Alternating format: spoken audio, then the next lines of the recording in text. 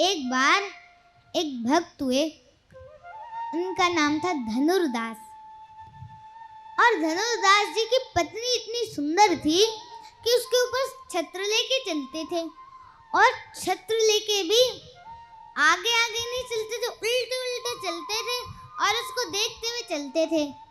पत्नी बताती आगे नाला है, आगे गड्ढा है, तो कूद जाते। सब तो धनुर्दास में हंसते थे, लेकिन एक दिन इस दृश्य का दर्शन रामानुजाचार्य जी महाराज ने किया।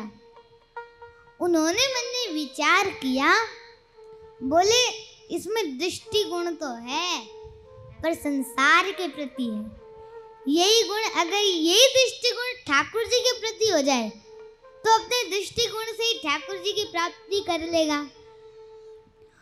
तो रामानुजाचार्य जी ने धनुर्दास को बुलाया और कहा कि तुम अपनी पत्नी पे छत्र लेके क्यों चलते हो?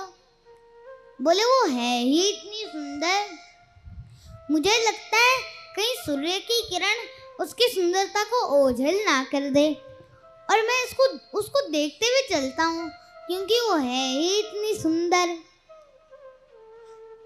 रामानुजाचार्य जी बोले उससे सुंदर हम कोई और दिखा दें तो धनुर्दास जी बोले मैं प्रमाणित कह सकता हूँ कि मेरी पत्नी से सुंदर और कोई नहीं है।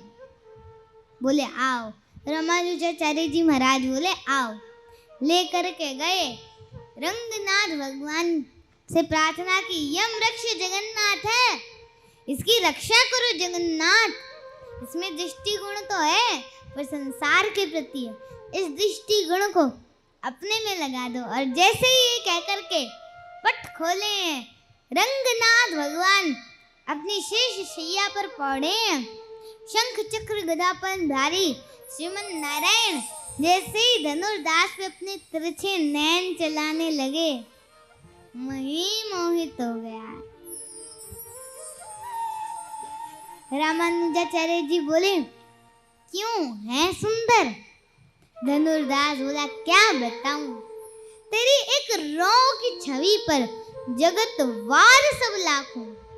किसी के मुख पे आप सोना चांदी वार सकते हो, मोती वार सकते हो, लेकिन हमारे आचार्य चरण कहते हैं ठाकुर जी की एक रोए पर पूरे जगत को भी वार दिया जाए तो भी कम है, इतने सुंदर हैं हमारे ठाकुर जी। तो परम धर्म तो विषय क्या